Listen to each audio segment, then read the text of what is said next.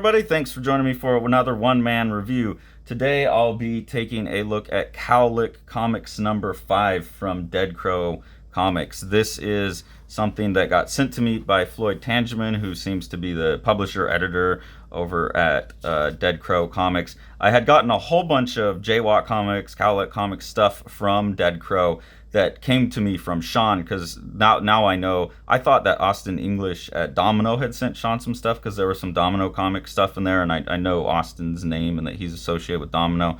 I wasn't familiar with Floyd and Dead Crow yet, but then I realized that Floyd had sent all that stuff and there was a collaboration. So he had sent it to Sean, and Sean sent it to me because I'm the one that's Sean's very less likely to do one-man reviews.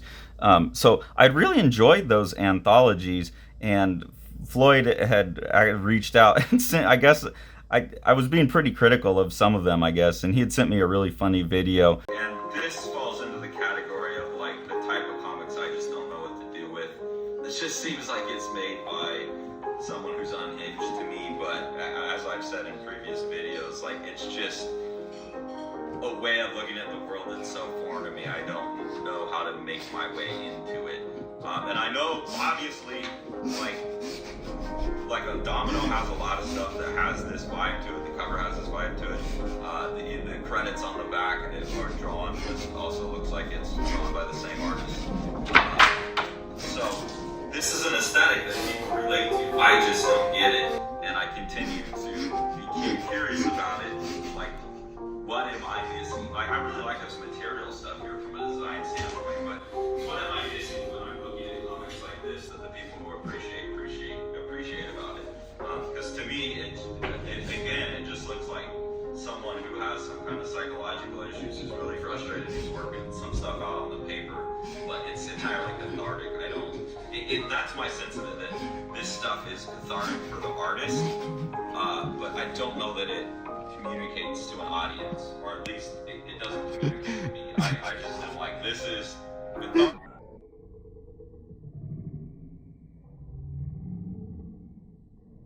I really thought that was funny, but the crew over at Dead Crow really seemed to enjoy my reviews of their stuff, and I really enjoyed the anthologies. There was a lot of good work in them. I think they probably kind of got a kick out of the cantankerous old guy looking at their stuff. That seemed to be part of it. But there was this playful interaction, and then Floyd reached out and sent me a whole bunch more of their stuff, because people were telling me, oh, there's a whole bunch more of these, you should check them out, and they're very gracious to send these over for free. So thank you, Floyd. I really appreciate it. I really am enjoying these. I was thinking this was a New York crew, because I'm pretty sure that Domino Comics is in New York. I think that's where Austin is at. I've since come to understand that I believe this is an Oakland crew, Oakland, California. They're at least in the Bay Area. And I feel like, actually, I know it sounds so stupid, but knowing that is helping me absorb the work a little bit better, because I spent a long time, I went to undergrad in Berkeley, so I spent about 3 years of my life living in Oakland, right on the outskirts of Berkeley, like right where Berkeley turns into Oakland. And then I spent the other half of my time there living right on the edge of Richmond, like 1 block from El Cerrito. And then I was on the first block in Richmond, and obviously spent a lot of time in San Francisco while I was over there, and was pretty saturated in the culture of Berkeley and the Bay Area, which has this really long.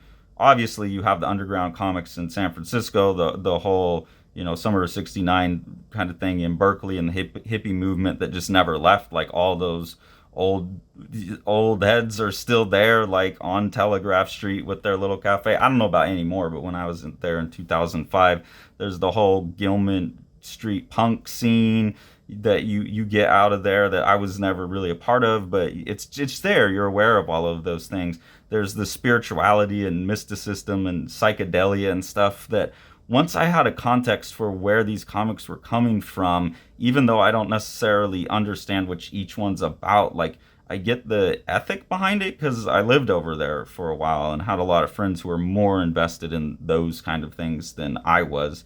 At the time I was married, and I was 25. I was a little bit older, so I wasn't involved in a lot of the youth stuff going on, but still saturated in it. And I've actually been told that a certain period of my art once someone understand that I had spent time in Berkeley, my art made a lot more sense to them because of the mysticism in it. And some artists, I would blank on their names right now, but some Bay Area artists that obviously had seeped into my subconscious as well. So I think I get it a little bit more, even though I don't necessarily literally understand each piece. So with Dead Crow, I'm going to go through and just show some of the stuff I liked.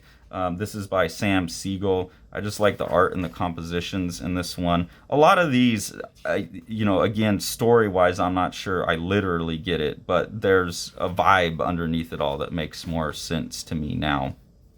Just knowing that area and that scene and what I have seen of it more recently when I've been over there, like the Friday nights in Oakland, this big street fair that everyone's selling their art at. There's a lot of DIY aesthetics. Also, there's a lot of big art schools. So I'm wondering if Floyd and some of the other people in this, like, I'm wondering if this group came together through like CCA or one of the schools like that. If some of them are going to Berkeley, if they're going to school in San Francisco, I'm not sure. But there's obviously a huge art community over there, and it does have that history of tied to, the undergrounds. And so a lot of that's coming through. This one here, it's called Crude Oil, so it seems to be a little bit of a political message, but I don't think there was much. Again, story-wise, I'm not sure I know exactly what each one's about, but I like the intensity of the mark making in this, the graphomania of it all. And just that area, too, really has the co-op collaborative ethic in mind. I think that's one of the things that makes a lot of sense, that this is this collaborative co-op type of thing where they probably get together. Some of the other books that they sent over that I'll be doing reviews of are really like, two or three artists sitting in a room, passing things back and forth, painting on each other's stuff. And I really get that. Like, I get the fun of that. I was involved in things like that at different times in different places I've lived. And so that adds a lot of energy to these comics. And it's the same cast of artists throughout. You start to recognize some of their names, and they're building their own scene over there, and I think that's really, really cool. So this artist here, Virgil Warren, Floyd also sent along this full book here called Crux, and this is a nice, like, shinier paper, full color job. A lot of the Dead Crow stuff was on newsprint, and now it looks like they're leveling up to some nicer paper. Maybe they're starting to sell better locally, or maybe they're selling these at the Oakland Friday nights. I don't know. I'm not going to do a review of this book because this book itself, like the story, just I got about halfway through and it just seemed like kind of punk rock superhero with a religious element, and I couldn't quite decipher. And in reading this short story by Virgil Warren as well, I can't decipher where he's coming from religiously. If he was like raised that way and it's influences stuff, but he's bucking against it, or if there's some kind of like punk rock Christian DIY Christian aesthetic behind all this, I'm not sure. But so I had a hard time reading the story here, but I really like his art style, and I really like it in black and white as well. But there's something about the way that he's doing all of this hatching with these gel pens over top of markers that is a really interesting look to me. It feels a bit digital almost, because those are the kind of tricks that would be really easy to pull off digital, but it's obviously very physical. Like, you can see where the pen craps out and you get like two lines instead of one. And I just like that. I like the aesthetic of it. I really, like I said, for me, I don't know, a lot of times I'm trying to figure out what I think the artist is up to, and there's just a barrier for me with a lot of this work where I don't know exactly what the artist is trying to say, so I don't really know how to criticize it other than, like, it just didn't land for me. So with Virgil's work, I'm just not quite sure what he's up to in the stories, and some of that's because the writing's a little bit rough, but his art's so cool. I wish, like, if he could get hooked up with a writer, or as he goes, he'll become a better writer. And it's just going somewhere. It's just not quite there yet. Max Burlingame is one that stands out to me as like some really exceptional art. Really like all these cross hatching with these weird cross contour lines moving over everything. Nice and thick. Again, stories are, kind of corporate parenting. There's a lot of like surreal paranoia in all of these, and I think Floyd's like the peak of that in his work. We'll take a look at some of his work, but there seems to be, you get some Moebius in here, so it has that making it up as you go kind of surrealism to it, which is probably where I'm like, I'm trying too hard to take anything out of it. I think this whole group has also, the beat poets and stuff, that's linked to that area as well. So I think there's more of that in the poetic nonsense, surreal dada to what they're doing as well. So my literal brain just isn't latching onto things, and that is very obvious to me in Floyd's work, that he's on some wavelength that my brain's not on, and there's parts of it that I can get and appreciate, and that aesthetic of whatever wavelength he's on seems to permeate most of this group. I quite like this one here by Wyatt Warren. Really like the art style. And then the narrative was, even though it's poetic, it was much easier for me to latch onto this like little story about the cat. And just like, goddamn, that last page there is nice. Reminds me of Jiro Taniguchi's Walking Man a little bit, just for all the trees and the intensity of the buildings. And this is very much, looks like looking out from the Berkeley Hills into Berkeley or Oakland or something like that. These type of houses are all over the place. So it's just, it feels right. The BART, this all feels right to me. It feels Bay Area. Here we get Jennifer Collette and Jasper Krentz. This is one of those things where they're obviously collaborating and passing it back and forth. It's really interesting. Like, I don't know that anyone's supposed to pull anything out of this, but you just get like these two artists having a conversation back and forth between each other, and that's cool. Like, it's a communication between them. We can sit here and try and interpret it all day, but it's just gonna, as with surrealism and dada, it's gonna be kind of what you take away out of it. They're setting you up for that on purpose. Here you have Minnie Slocum. This is Nikki and Minnie. This one's really sweet. It's just about how much she loves her boyfriend Nick, and I imagine this was done as a Valentine's Day card or something. That's what it feels like. And it's real sweet. And it's kind of different than everything else, that feels much more angsty and rebellious. This is very sweet.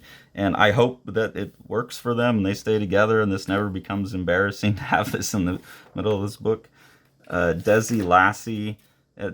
Some of these I had a hard time figuring out who it was because their pages aren't numbered, but this is Desi Lassie, just this one page here. Just like the design on that. This whole group seems to be getting really interested in materiality, and so I like that they've moved over to color, because in some of the other ones that I've looked at, it seems like they're doing this kind of layered stuff with color elements, and then in black and white you lose a bit of that.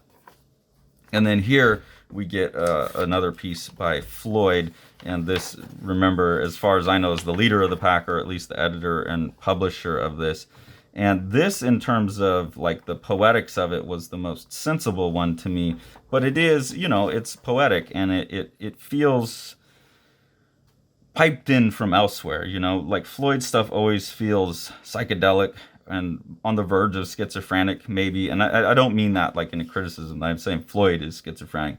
It just has that like cut loose, no inhibition look to it. And with the colors on this one, I find this page really appealing. And his poetry has that same thing where it's kind of stream of consciousness stuff. And I was really into that kind of thing for a while when I was in my early 20s. And there's something about writing that way that's really, really powerful for the artist. There's this sense of constant revelation coming in, and maybe that's what later on people were seeing in my work that did come out of my time in the Bay Area, is that interest in mysticism and revelation and psychedelia and things, even though I was never doing drugs while I was over there. And I don't know if these kids are or not, but there is that component to the culture there, and I think it seeps into you. And Floyd seems to be really tapping into that. I think in the previous work I didn't quite understand it, and in the same way, someone finding out that I had been in the Bay Area, finding out that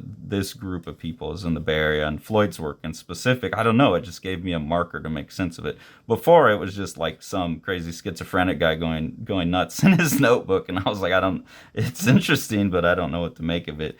It looks unhealthy and crazy to me. But now I'm seeing like this pipeline into something else, and I don't know, I'd probably have to, maybe we can talk to Floyd at some point, but I'd have to talk to him and get a sense of, how, I don't know, you can kind of tell with some people whether they really are having this prophetic kind of thing or whether it's a put on, a learned behavior. But it seems this one especially, there's a lot of reference to Malachi, paperweight, another dimension stands before you, and the throne, the hour of all that it encompasses flying high. You will have to leave this realm and all of that life behind.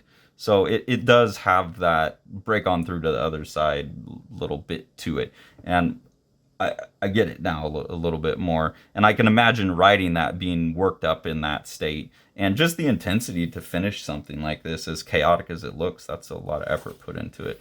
So I feel like I'm getting a little bit more with these issues and really, really appreciated that. So this is Dead Crow number 5. These are really, you can see, I didn't even show all the artists. I was just kind of picking out my favorites.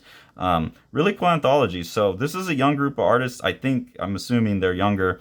And they deserve some support. They're trying to do something. They're establishing a new scene over there that's saturated in the history of what has come previously and updating it. And I think that's worth a lot of support. And as they grow, I think they're going to do a lot of really good things for comics. There's some stuff I haven't shown you guys yet that is showing me how they're pushing. So we'll be coming back to more Dead Crow stuff for sure. Thank you, Floyd, for sending these over. I really appreciate it. I'm really enjoying them. I enjoy the kind of humorous back and forth with you guys on the first round of videos. So it's really cool.